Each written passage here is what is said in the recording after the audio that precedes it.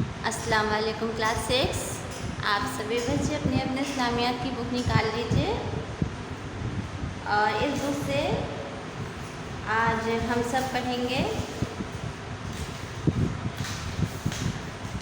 फरमान रसूलुल्लाह सल्लल्लाहु अलैहि वसल्लम, पेज नंबर 29। तो आप सभी बच्चों की बुक अगर खुल गई है तो चलिए आइए शुरू करें हम सब पढ़ना।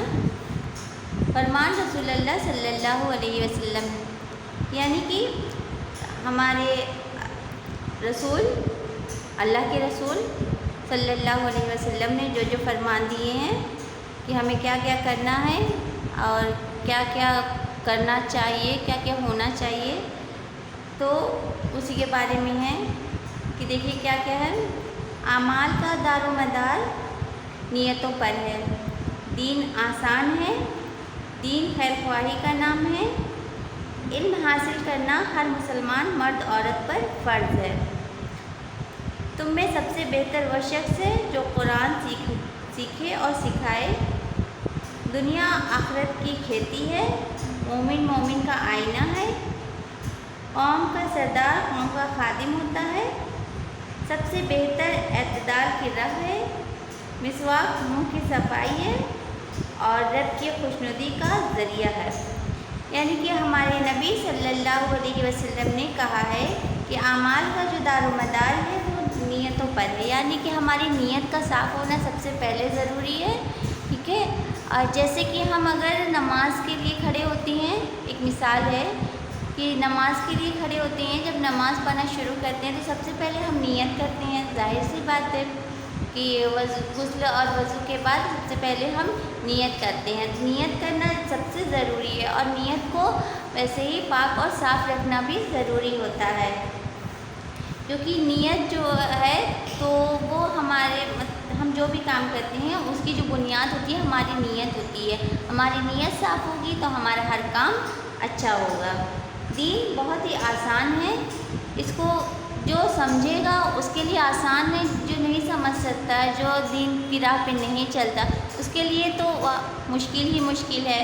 तो जाहिर है कि अगर आप किसी काम को करने का सोच लीजिए, ठान लीजिए कि हमें ये काम करना है, तो अल्लाह ताला उसमें आपकी मदद करते हैं। तो उसी तरह है कि अगर आप दीन की राह पे चलना चाहेंगे तो अल्लाह ताला आपकी मदद करेंगे और दीन को बहुत आसान बना देंगे आपके लिए। दीन खैर ख्वाही का नाम है, यानी कि सबके लिए अच्छा सोचिए, अच्छा करिए। वो हमारे दीन में सबसे उम्दा माना जाता है। इल्म हासिल करना हर मुसलमान मर्द औरत पर फ़र्ज़ है, यानी कि इल्म हासिल करने के लिए तो अगर आपको बहुत दूर भी जाना पड़े, 7 समंदर पार भी जाना पड़े तो आप जाइए। इसकी इजाज़त जो है तो अल्लाह ने दी है और हमारे नबी सल्लल्लाहु अलैहि वसल्लम ने भी ये फरमान जारी किया है कि हाँ, दीन हासिल करिए, ये सब पे फ़र्ज़ कर दिया है।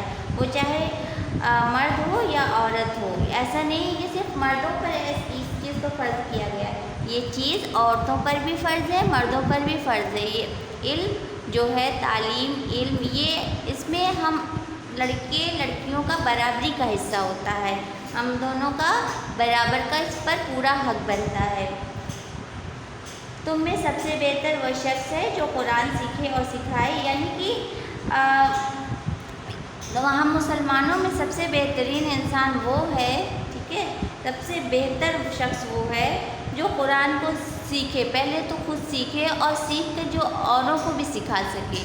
ठीक है, क्योंकि ये कुरान शरीफ जो है तो वो अल्लाह की किताब है और अल्लाह की किताब को सीखना जितना उम्दा होता है, जितना बेहतर होता है, उससे कहीं ज़्यादा बेहतर होता है कि हम दूसरों को भी सिखाएं। तो दूसरों को कोई भी चीज़ हो, कुछ भी हो, कोई भी चैप्टर सबक हो, तो पहले हमें खुद को आना चाहिए, उसके बाद ही हम दूसरे को सिखा सकते हैं। ऐसा बिल्कुल नहीं है कि आप खुद ना सीखिए और दूसरों को सिखाने की सोचिए।